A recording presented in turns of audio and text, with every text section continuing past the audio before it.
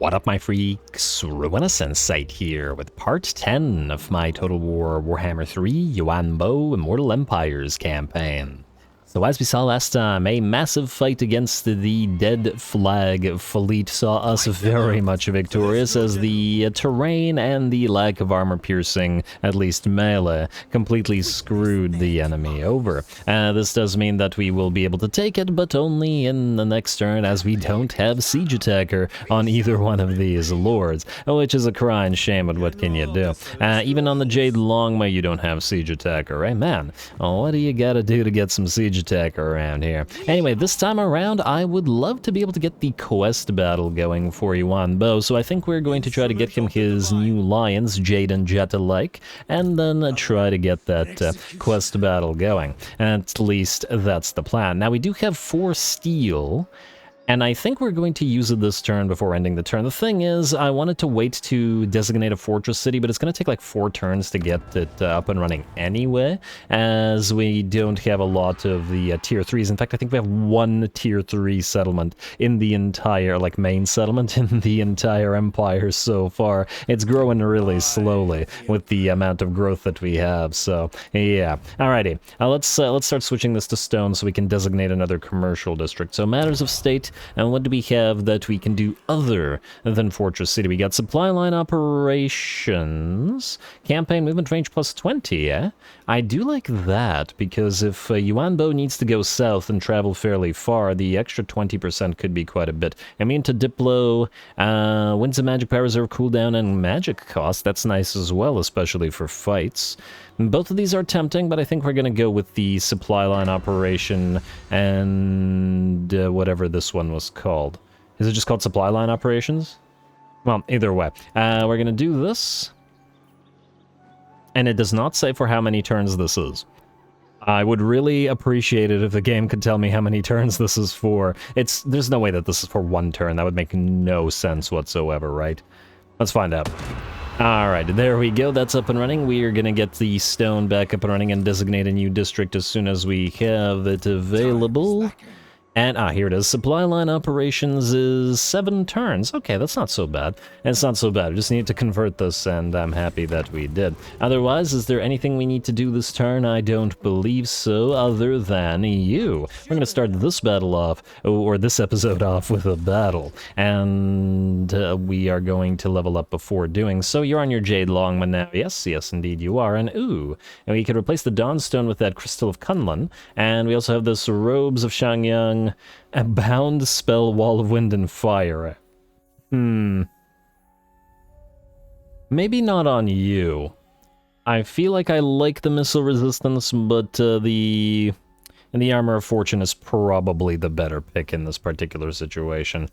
I would think so, anyway. The other stuff is fine, however. Anyway, where are we going to apply our points? We have Unyielding. I'm still not 100% sure what exactly I'm going to do with this army, in the sense that, well, in the late game, how we're going to build this one out. So we could just keep going for various spells. We can get the Constellation of the Dragon for the explosion, or we could get the Might of Heaven and Earth for the buffs, essentially. Overcast is non-area, however, which feels like it's probably not that worth it. I mean, it's a massive buff for 36 seconds, but, buffing a single lord. I suppose if we're using the Dragon-Blooded Shugengan to duel people, it does make some sense. You know what, let's go Evasion, and let's get the Explosion. We also do want to get Root Marcher, but since we're going to attack Dragon's Crossroad, it's not like we have far to go. Anyway, to Dragon's Crossroad we go. There's no commandments. There's no stances we have to take. Let's take these guys out. Close victory. There is a ton of Norskins, but we'll be facing off against them with all of our Jade Warriors, and I'm sure they'll be just fine, as the Norskins have a relative lack of armor piercing. Here we go.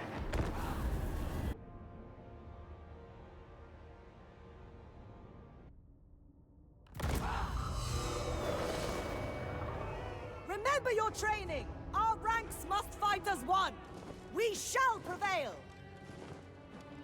Alrighty, here we go. Just a massive pile of Norskins and the Jade Longma here. It does look pretty cool. I like the armor and the color scheme. Everything's working about this, and I'm sure our dragon-blooded lord is very happy about it as well. Ooh, that's a nice skull mountain over in the background. Some chaos gates around as well. I keep expecting to see Cornate troops or Chaos Dwarf troops here, but it is merely the USAC.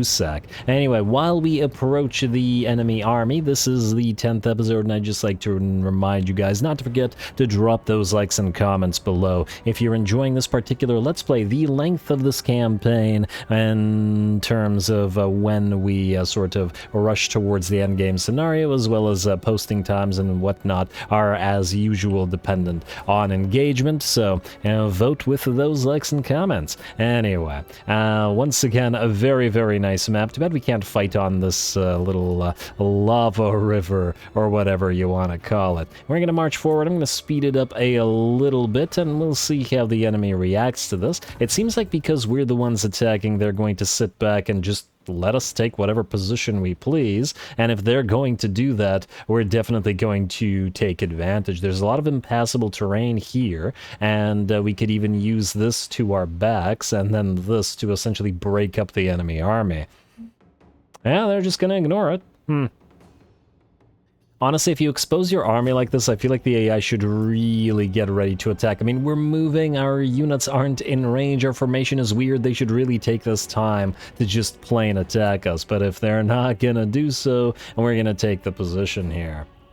And then we're gonna charge them as soon as we're able, or just annoy them with our crossbows, and then charge them afterwards. Speaking of annoying them with our crossbows, here we go. Well, just the one crossbow, actually, mostly peasant archers, but hey, at least it's a mix of units. At least we have some crossbows. The Bolt Storm / Arrow Storm begins. It may not be to the level of the Bolt Storm in the Malekith campaign, for those who are currently watching it, but hey, it's a nice Bolt Storm / Arrow Storm, and nonetheless, it's especially dangerous to the Marauders with the spears, as they have no shields to protect them. I'm going to try to charge the Jade Warriors, but rather than doing so, they will turn right before them, and the Jade Warriors are egging them on, trying to get them to charge them, but alas, it looks like the Norskins are too scared to do so. In fact, one of the units will break, and the other one will probably break shortly as it continues taking arrows to the back as they run. They run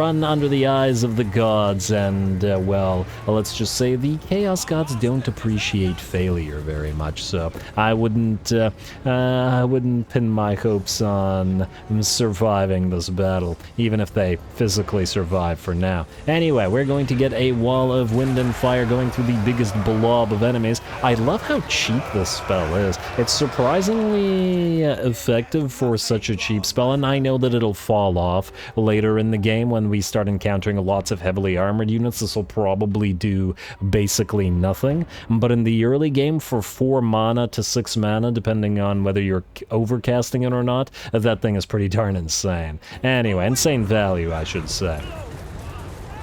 Which is great, because you gotta love those spammable spells, your Searing Dooms and your, well, Dragon's Breath. Here's one of those as well as that lovely Wall of Wind and Fire. Anyway, looks like the enemy is completely screwed now. They have allowed us to take the best of the positions, and there's no way that they're getting through our piles of Jade Warriors. On top of that, this little impassable, I don't know, lava pit that they've got here is essentially forcing the enemy to move around it, and thus only charge a few of our units, concentrating the enemy, forcing them to blob up, and, well, forcing them to fail. Ouchies.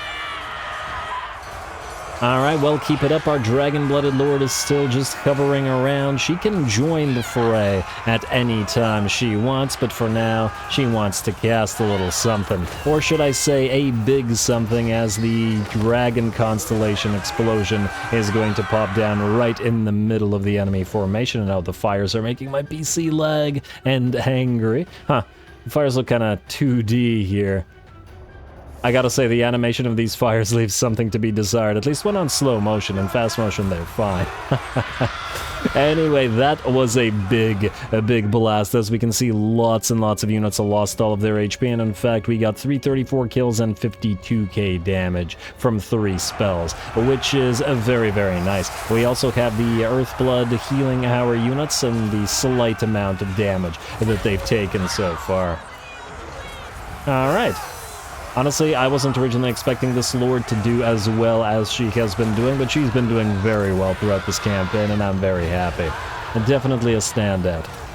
You gotta love the emergent storytelling aspect of this. Anyway, another wall of wind and fire mowing down enemies or moving through this pile of them and just damaging them even further. It's not killing them, as in not a lot of models are dying, but it doesn't matter. They're blobbed up, they can't get through, and the limited amount of range attacks that are hitting us aren't going to kill off all that many units because of our shields and because of our armor.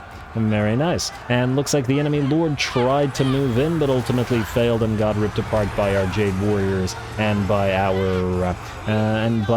Lord. I didn't even really notice the Lord, to be perfectly honest, because he went away so quickly. Over on this side, the enemy also tried to charge forward, but the same exact thing happened. They simply failed, despite the lack of spellcasting over on this side, as well as the lack of the significantly larger numbers of troops. There we go. Oh, lovely. Battle is ours. The enemy runs, but they should be destroyed pretty much already.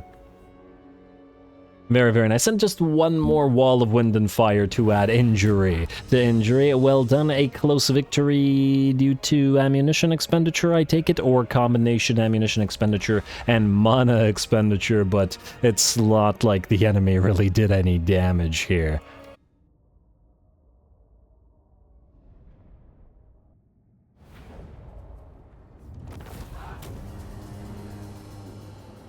Man, this poor AI seemed really content to allow us to take the best position on the battlefield and then allow our dragon-blooded Shugingen to get nearly 100,000 damage and 1,000 kills. It looks like we'll be keeping this particular Lord around for the long haul. We're gonna raise the place, I guess. I mean, we could also sack it, but frankly, we could just make a ruin barrier up north. I don't really care for the territories north of the Bastion A and B. It's not like we have any advantages to holding them. Look at all those debuffs. We barely can hold the green territories right now, in the sense that the public order and growth is just not in a state we'd like them to be. So, raise it is. Alrighty, that's a nice little fight, and I believe that's all we can do for now. So, outpost available aside, which we don't need right now either, and we're gonna go next turn. Lovely. Keep making use of that materials at sea as well. Settlement besieged. What is this? Vigo Alpha. Oh, the guy that Yishi was chasing. Yeah. Alright, you take it, Yishi. You take it and you do it. Take the gold. And I think it may be time to get rid of Yishi now. I mean, his army doesn't really serve too much of a purpose. We could also give his crowmen, I suppose, to our dragon-blooded lord. Cancel this as well, because we don't need to get into a war with Rakarth until we're actually south and threatening Rakarth's territories, which will be in a bit. Caravan, what is this? Stay en route, take the quicker way for only 500 money, eh? Aren't they going to be back in one turn anyway? Does this actually do anything for us? Huh. I swear they were almost done anyway, meaning this doesn't do anything, right? You know what? Stay en route. I'm just out of curiosity. Mission issued. Serene Cloud Prayer Flag. At the end of your turn, have an income of at least 6,000. Ally begins outpost construction. Campaign movement rate increase from the Jade Line Whisperer. I want to just double check that Yuan Bo has one of these, because if anybody's a Jade Line Whisperer, it's him. Yeah, he does, but we can give the other one then, not to Yishi, but to... Are we not able to take this away? What the heck? Alright, I guess we can just transfer from lord to lord. Okay, whatever. Yishi, lose that. You also gain Charmed Shield. Ally begins outpost construction. Ambusher discovered for some reason. There's that Serene Cloud Prayer Flag. And we're good. Alrighty, now... Oh! Chaos Orsaz, just a pile of work laborers. Probably not worth attacking. I mean, we could, it's just I don't see that it serves too much purpose for us right now. What we need to do, let's see, War Declared, Gormani Tribe, and Ice Court. Yeah, that's fine. It doesn't affect us in any way. More importantly is this. Now, let's get that dragon port of ours, shall we? Nobody will die by the looks of it, good. And occupy the place. Fantastic. Another fan of the Magus. Okay, not another one. I don't think we actually have that. Enemy battle reinforcement time plus 40% all units in army. Well, that's interesting. Province Jade River Delta. Great. And we'll immediately get into the Jade Dragon's Edict. That's our favorite edict, after all. Brine Mining Basin for you. And, oh, the special building is the port itself. Yes, so we don't have to build one. Fantastic. This place will be a cash cow, clearly, but we're going to need to grow it up as much as possible, so let's get that labor conscription bureau up and running immediately for the additional growth. Beautiful, and it's already generating good money because of this lovely, lovely port.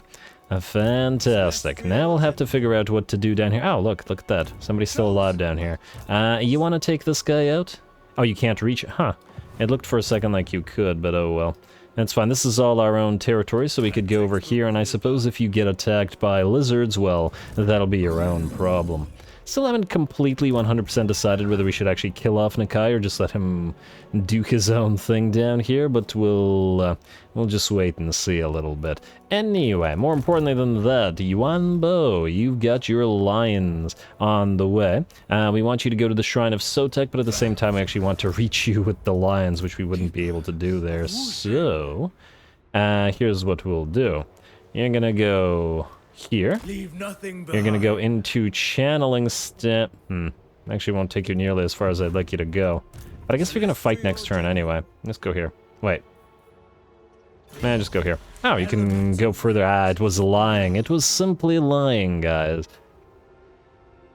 Construction time, income from buildings, yada yada yada. Then, you're gonna go here. You're going to trade some of these lions.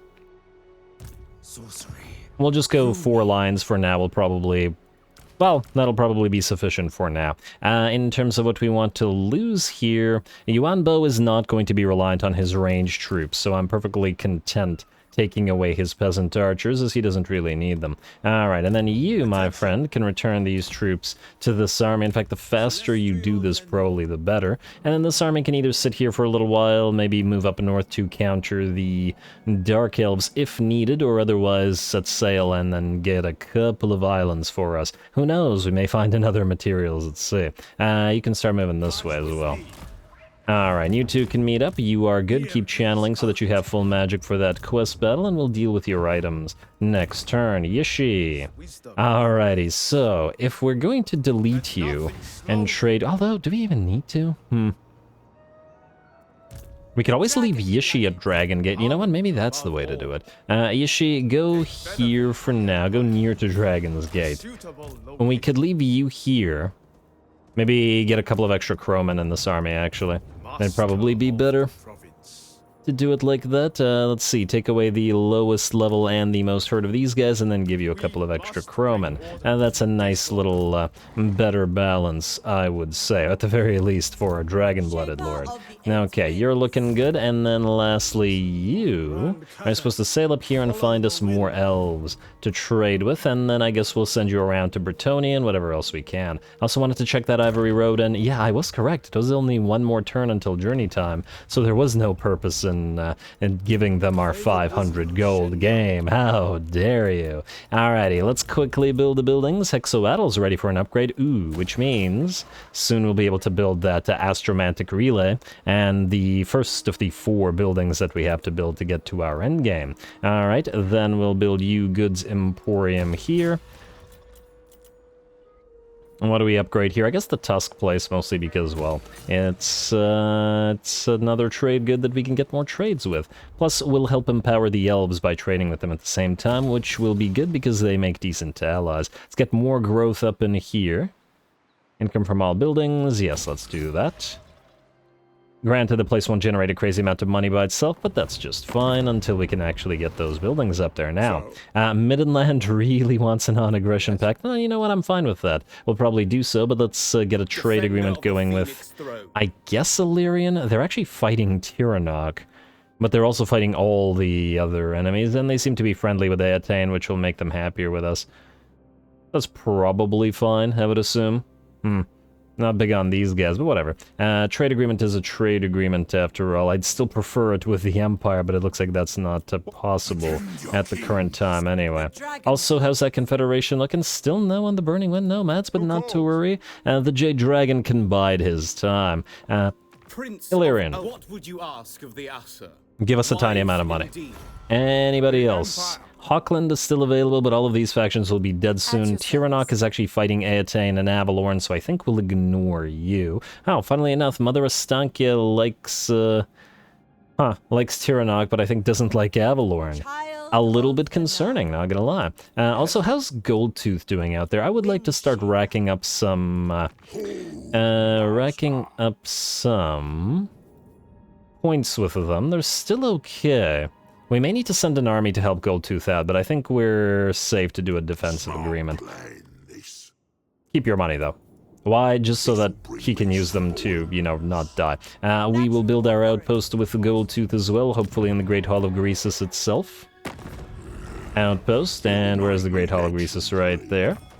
And then we will have, okay, no mission from them, and I don't care for the mission from the northern provinces as it serves no purpose for us right now. Lovely. Alright, so that's the buildings, that's the moves, let's end the turn, and then let's do Yuan Bo's quest battle. I'm very excited to see what this one's gonna be like. We'll level him and do other stuff at the end of the turn. Yeah, skip, outpost available, no. End turn.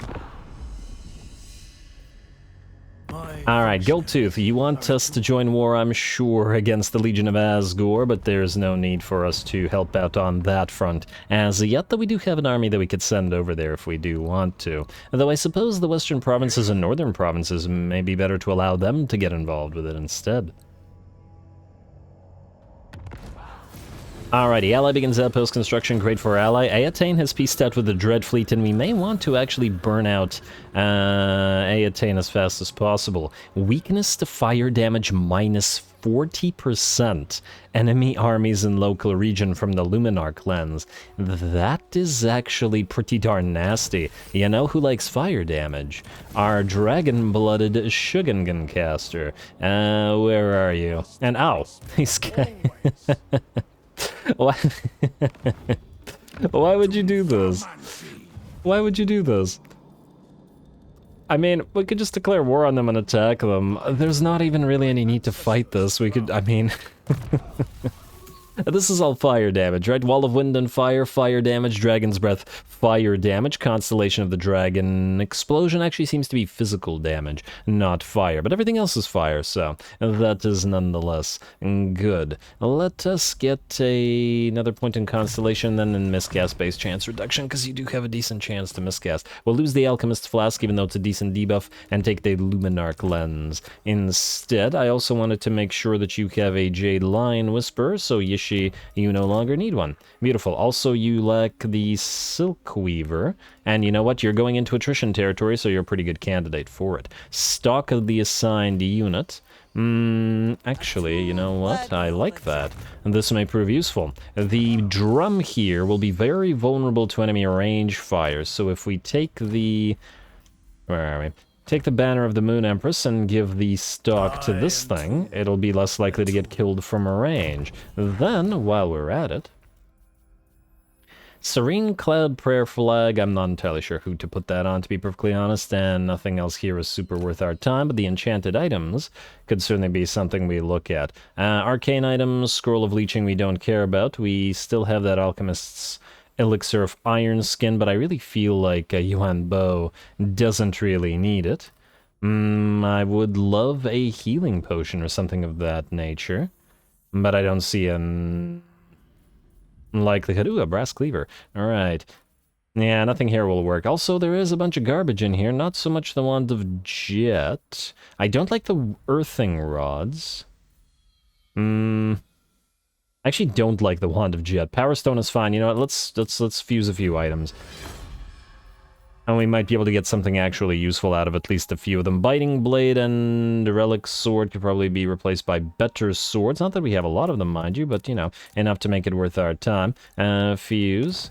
To fuse them another Scrolls of Astromancy. But we don't have the Astromancer's Spyglass, so that doesn't help all that much. I'm keeping the Scroll of Blasts for now, but I may get rid of them later on.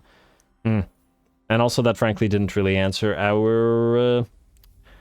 our question with regards to the enchanted item. I guess really the Alchemist Flask is the only option. I'll keep the Icon of the Spear Dragon on a weaker army, because frankly, Yuan Bo probably doesn't need it. Alrighty, as for Yuan Bo's Alchemist. Alright, well, also we need some Astromancers for Yuan Bo, but, well, we'll do that later. You have the Ruby Ring of Ruin. I would actually like you to get, where's that? No, not the Jar of All Souls, but the Fan of the Magister. Enemy and battle reinforcement time plus 40%. Good. Then, basic armor. Is there any armor that we could get you to buff everybody nearby? We get you a Helm of Discord. Yeah, that's probably a decent option. Yeah. I don't really see the worth of this crossbow thing. I'm probably going to delete it at some point in favor of replacing it with something better. We'll keep the Obsidian Lodestone because you're likely to miscast, and everything else I think is fine. We'll apply the other stuff to other units and/or lords. We should, however, give you your skill points as well. Your increased mobility is maxed out. We can get you Earthing for the miscast and then final transmutation, and start moving through that as well as transmutation of lead, though we have a base version of it now via item. You probably do want to get to Jury, but at the same time we now have Talons of Night, the Vortex, as well as the Comet of Cassandora, and I do want to keep getting you your spells, though at the same time, you now have access to more lions, and it may be worth our time to start going through the through this tree, because you're going to want lions, you're going to want that Jade Sentinel or Green Guardian, because he matches your color scheme, and basically everything in this tree. But magic's first. Who knows what we run into in this particular quest battle. Alright, I think we're as prepared as we're liable to be, so you're going to go into regular stance. You're going to select quest, whatever it was called, the Dragon's Fang. Control all provinces, if nothing else will be very worth our time. And where's the quest? Ah, here we go. I'm going to give this a read because I always love to give the new quests a read.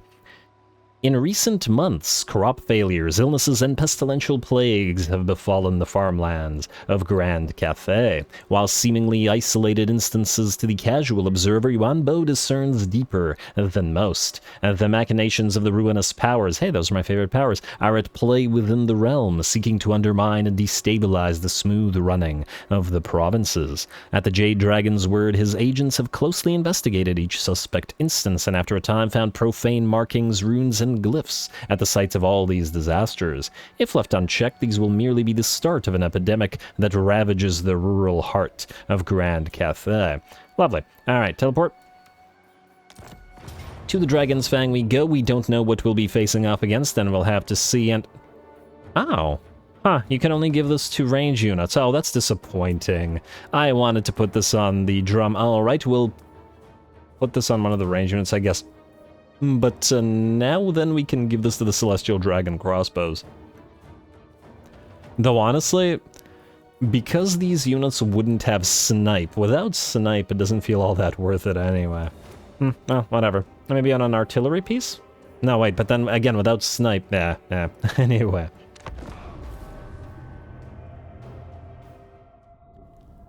Yuan Bo sends forth his eyes and ears, using the considerable talents of the agents under his command to pinpoint those responsible for the desecration of Cathay and land and life. The signs are indisputable. A demon prince of Nurgle is responsible for these heinous crimes, but it cannot be acting alone.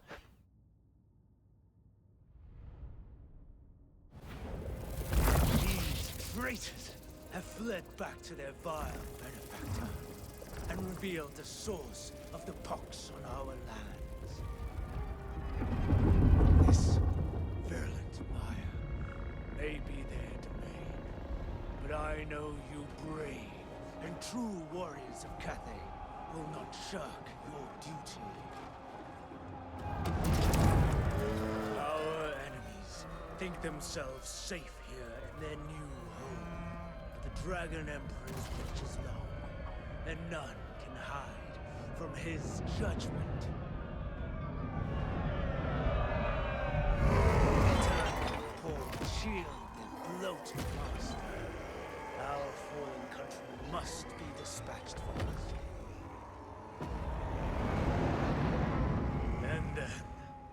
The executioner's axe comes for the demon. Once it has fallen, harmony will be restored to Grand Cathay.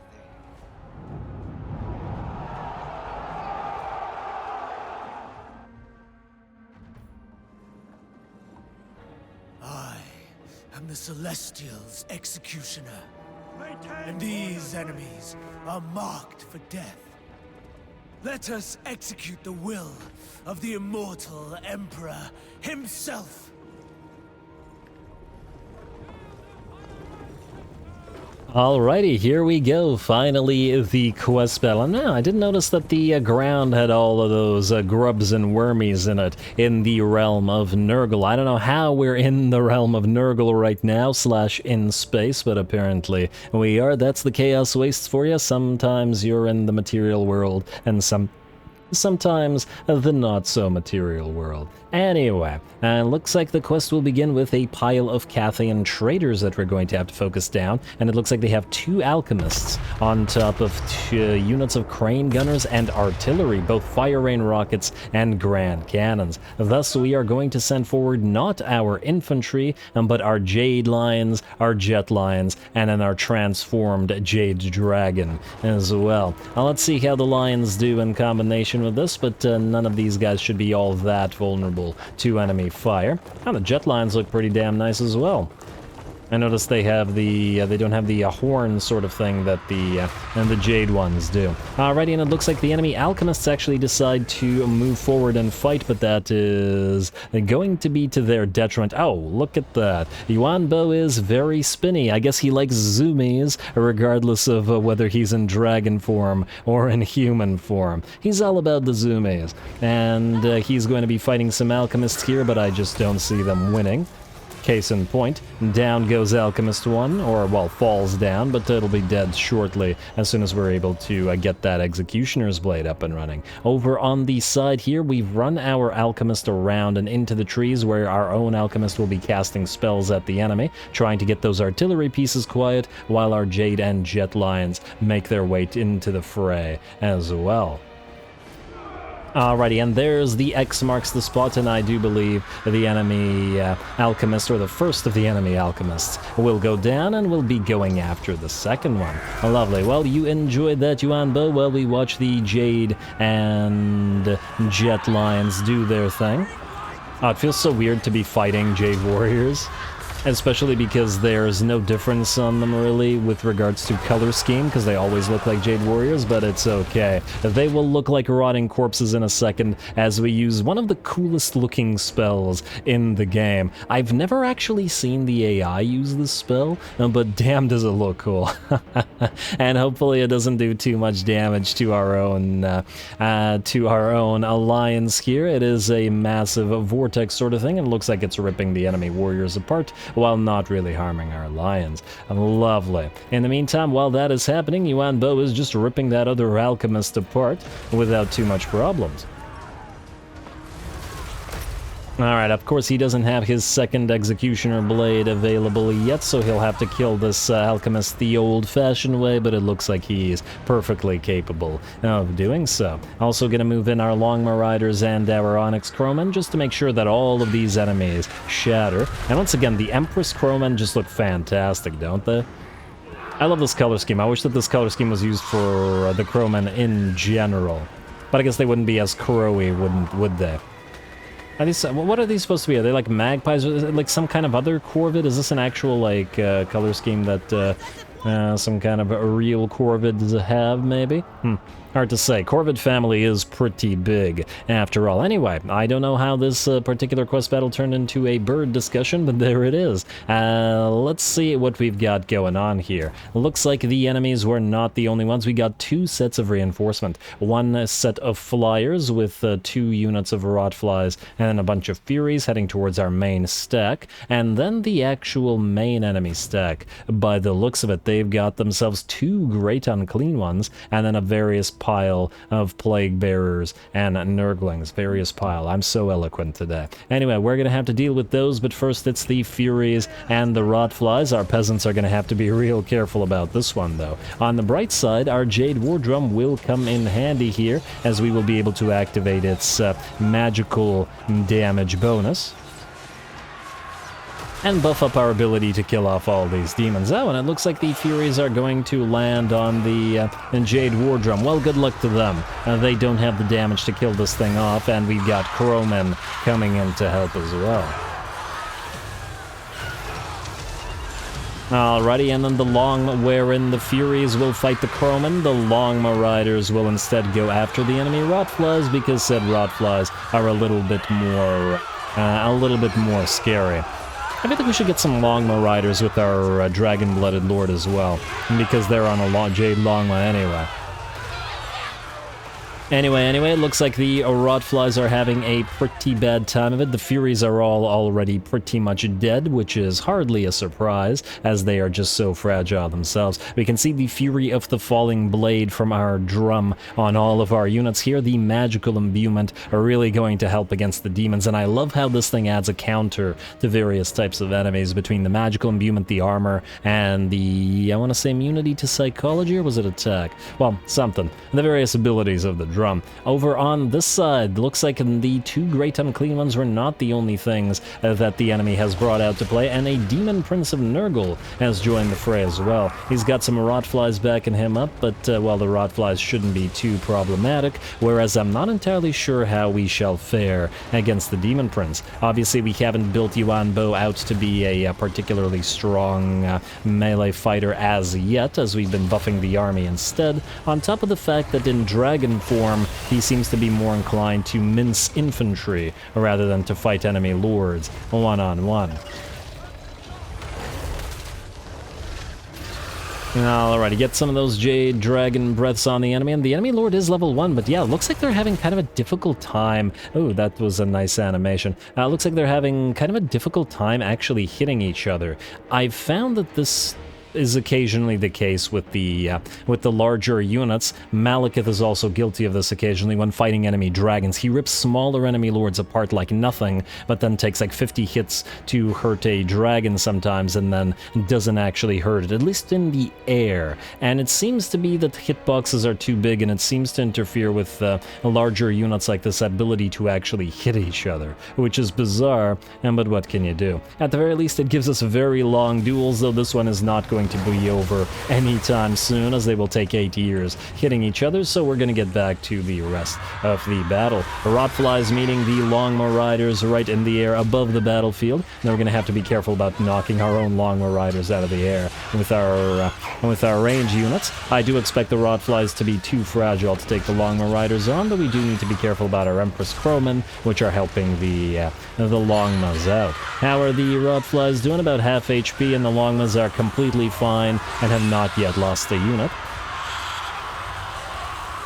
And we got even more Crowmen moving in to help, though you gotta be once again so careful with these units, as they are just so fragile. On the bright side, it looks like the last of the Rotflies will drop, and then we can get engaged with the rest of the enemies. Nurglings, one of the funnest units in the game just to watch. You gotta love Nurglings, they're just hilarious, both in the lore and in the game.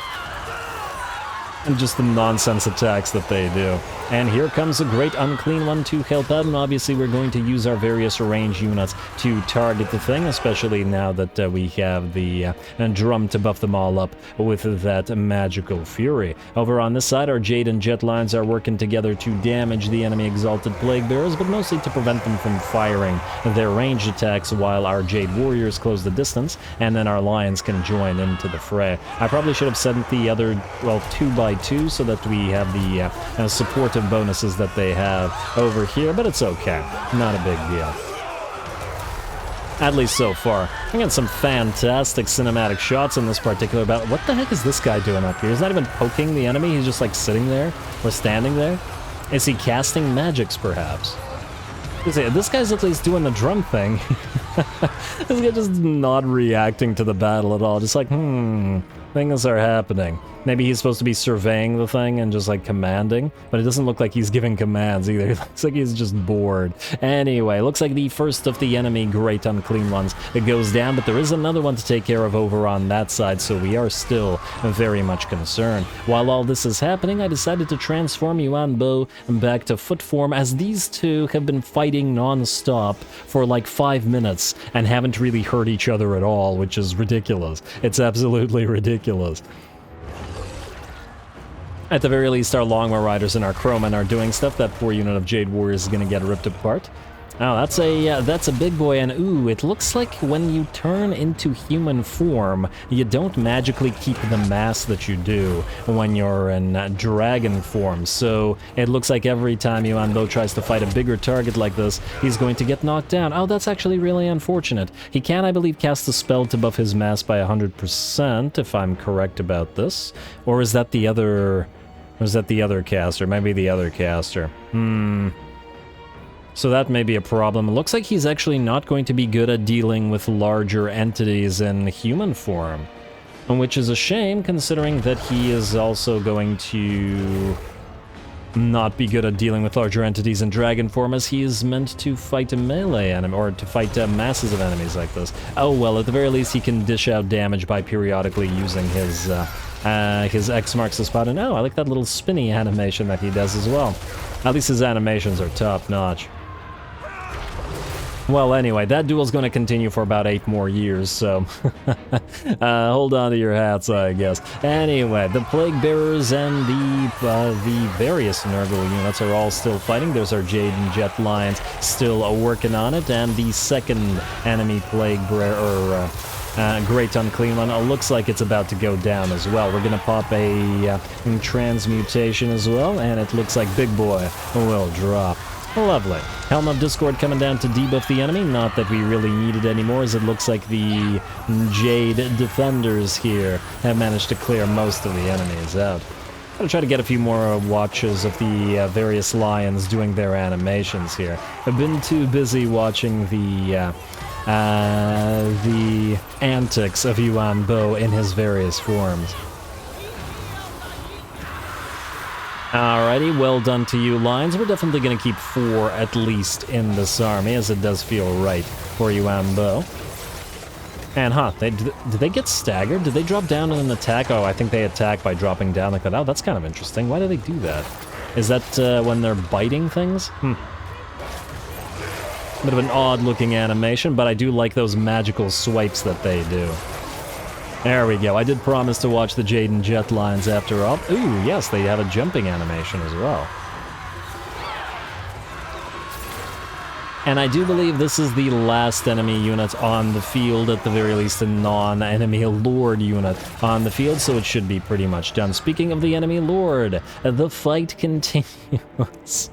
And neither of them are really all that much more hurt. Yes, the Grand Vomitus has taken some damage at this point, but it is actually mostly from the Executioner's Blade / X marks the spot that Yuan Bo did. We're gonna have to help him out. Not because I think he needs the help, because he's still at full HP, but rather because it's just going to take too long to kill this thing off. So the Longbow Riders will poke him in the back with their glaives a little bit, and then we'll be good. Alright, there we go. Now that the Longbow Riders are helping, and now that the rest of his army is destroyed, Grand Vomitus is banished, and will start dropping in terms of his HP.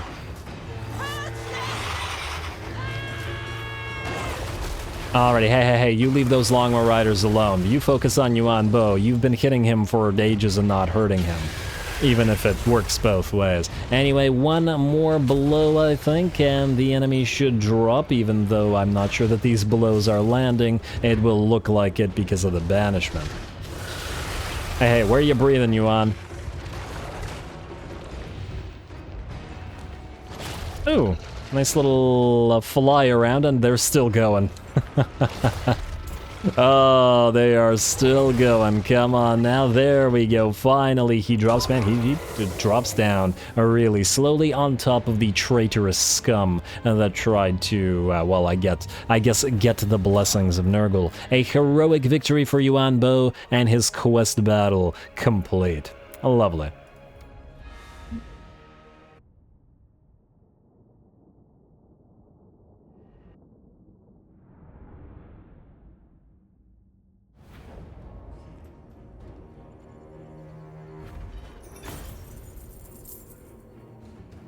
Alrighty, very nice indeed. That was a very fun quest battle. I was very happy with it. The multiple different types of enemy armies, the boss battle at the end there, though it took the Emperor's Executioner 80 years to bring down that damn,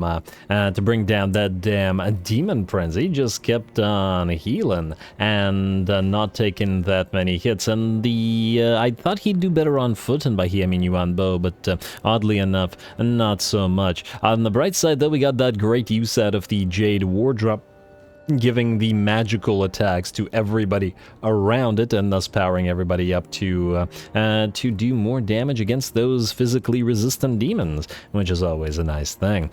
We can take 1,000 money, and we are using quite a bit of money right now, so I guess we will, especially since we're in our own territory, and it's 7%. The healing isn't really all that much. Hey, recruit rank for Jade Warriors and Jade Warriors, Jade Sculptor. Everything's still Jade. There we go. We got the Dragon's Fang now, Yuan Bo with the additional bonus damage. Maybe that would have helped bring the Demon Prince down. Though I guess one of the unfortunate aspects of this is that without the blade of whatever, the Von Karstein blade, we lose regeneration, which on a massive amount of HP dragon feels like it might be the better thing. So certainly something to give some thought to. Anyway, we should probably now get Stone Gaze since we have a decent amount of these units, and frankly the extra little bit of armor is probably quite helpful to the lions. Although once again, I do still very much consider building Yuan Bo out to be a fighter. Let's at least get the bonuses through the red line. Frankly, there's a lot of points to assign, and he's already a reasonably strong fighter.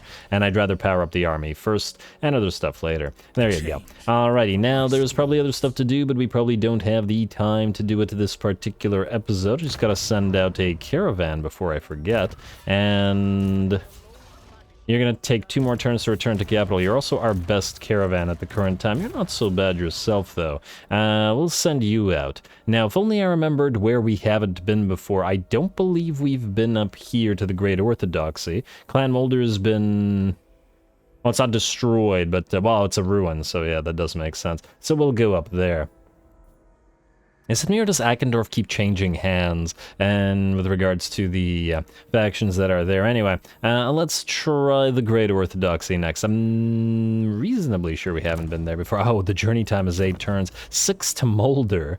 Although I do have to wonder whether Mulder would attack us. Well, if they do, it's up to you to try to survive their caravan. Let's buff up your cargo value. Let's also, before I forget, get you your points, which unfortunately is only 1, but it's better than nothing.